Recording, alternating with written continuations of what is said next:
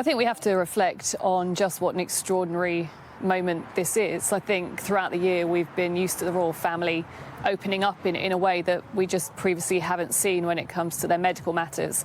And yet this feels like another really big step for the Prince and Princess of Wales. The Princess of Wales has obviously decided that in this next part of her cancer journey, she wants to be as open as possible. And that's involved filming this video of her and her family spending private time in Norfolk. Now, I think it tells us a number of different things in terms of what that video she wants to communicate through it. First of all, very clearly, she is now telling us that that preventative chemotherapy treatment is now finished. It's over. But also, I think what she very clearly wants us to understand is that, in a way, the last 9 months have, in a way, reset how she feels about life, about her family, about her official duties. And therefore, she talks a great deal about how this has been a very difficult time for her and her family, how it now also has refocused her as she kind of partakes and goes forward with this another path, really, in terms of her cancer recovery. And ultimately, her focus is remaining cancer-free. We're told very clearly at the moment we can't say that she is cancer-free, that she is still going through a recovery of sorts. But also what they are saying is that family is the most important thing for her, and they very clearly point out in terms of her royal duties, when we're going to see her again, that again at the moment remains fairly up in the air. She is still going to decide as and when she feels well enough to carry out engagements. It does mean that she is going to carry out a handful of engagements, we're told, between now and the end of the year, but certainly it isn't going to be a full return to public duty. She simply doesn't feel that she's able to do that, and she wants to focus on fully getting better.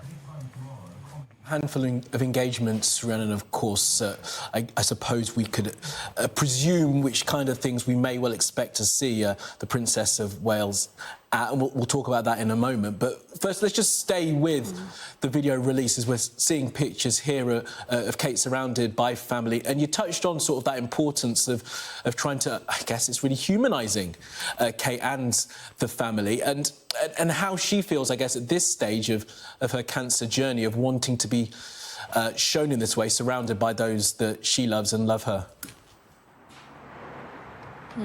Look, we don't see the royal family in this way. They're very much kind of dressed down, enjoying time in Norfolk, in the woodland up there, on the beaches. But I think what really comes across is this sense of her loving family and how they've really helped her to get through it. I think some of the most striking parts of that video are her and William cuddling up to each other, him giving her a kiss on the cheek.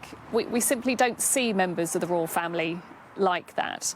And I think it, as you say, it has humanised the royal family. But I think also for them it's been important to open up. In her message, she again refers to others who are going through their own challenges when it comes to cancer, and talking about how from darkness, hopefully, there will come light. But yeah, it's an extraordinary video, especially when you consider just how private the family are. Certainly around the beginning of the year, you remember when there was all of that social media speculation about where is Kate, where is the princess, what's wrong with her.